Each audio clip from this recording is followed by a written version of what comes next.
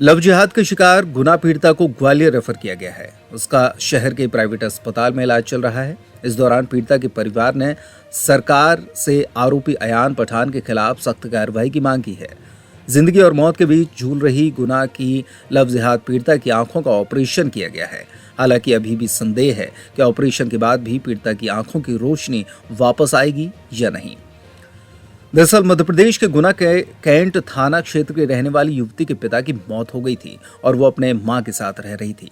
इसी दौरान उसे अयान पठान से प्रेम हो गया, जिसके बाद दोनों शादी करना चाहते थे, लेकिन युवती की मां ने आपत्ति जता दी क्योंकि लड़का दूसरे धर्म का था।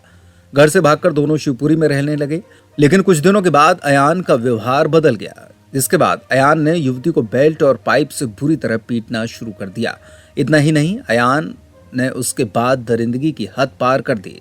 उसने लड़की के जख्मों पर मिर्च डाली और इतना ही नहीं, युवती चिल्ला न सके इसलिए उसके ओंठ फेविक्विक से चिपका दिए।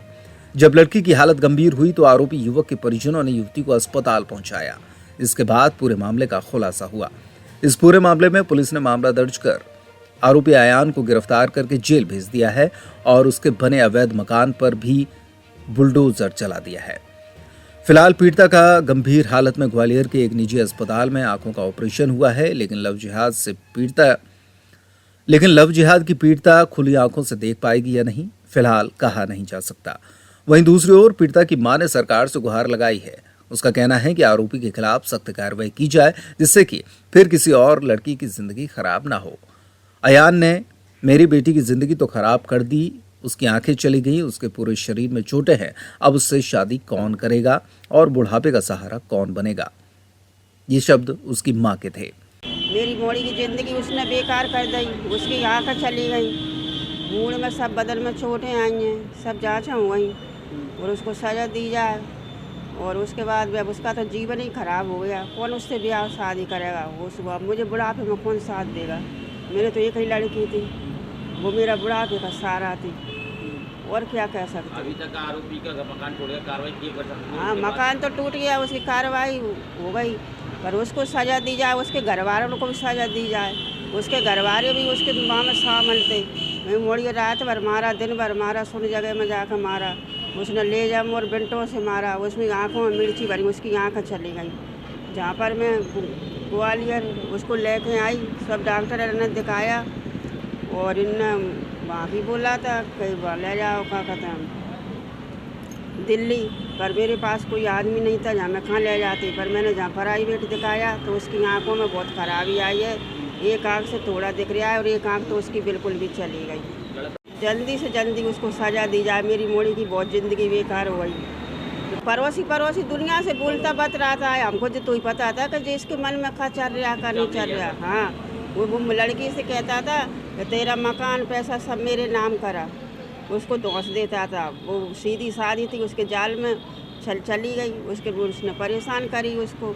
मैं पागलों की तरह फितरे, जब मैं अपने आदमी परिवार कोई भी लेके आती तो उसको मुझे मारने को गुंडा लगा दिया था और मेरे पर ज़बरदस्ती दस्तखत कराना चाह रहा था कि ज़बरदस्ती दस्तखत करो।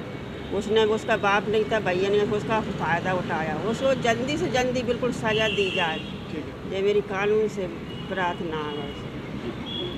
वहीं इस गंभीर मामले को लेकर ग्वालियर रेंज के आईजी अरविंद सक्सेना का कहना है कि इस पूरे मामले को संज्ञान लेते हुए आरोपी के खिलाफ मामला दर्ज कर उसे गिरफ्तार कर जेल भेज दिया है और शासन द्वारा उसके अवैध रूप से बने मकान पर बुलडोजर भी चलाया गया है। अब ऑपरेशन के बाद ही युवती की आंखों की रोशनी का स्पष्ट हो सकेगा। फिलहाल इस बात की भी जांच की जा रही है कि आरोपी के साथ इस वारदात में कोई अन्य शामिल तो नहीं था।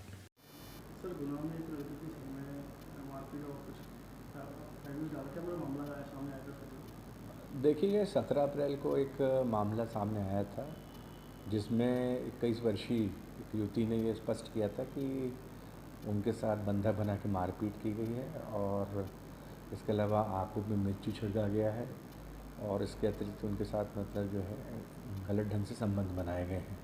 तो इसको दृष्टिगत रखते हुए जो उचित धाराएँ 376(2)(n), उसके अतिरिक्त 342, 327, 326 IPC, 294, 506, 323 IPC के अंतर्गत अपराध पंजीबद्ध करके आरोपी को गिरफ्तार कर लिया गया।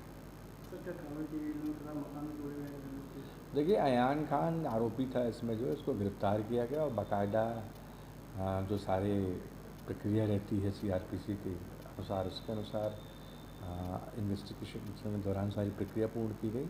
इसी दौरान जो है जिला प्रशासन को ये भी अवगत कराया गया था कि अनाधिकृत रूप से ज़मीन पर कब्जा करके अयान ने मकान खड़ा करके रखा है, तो इस पर जो है राजस्व विभाग और जो स्थानीय निकाय है वहाँ का, उन्होंने प्रॉपर पूरा उसकी जांच की और उसके बाद नोटिस देने के बाद जो उसका अनाधिकृत रूप से जो कब्जा था उसको अलग कर दिया है।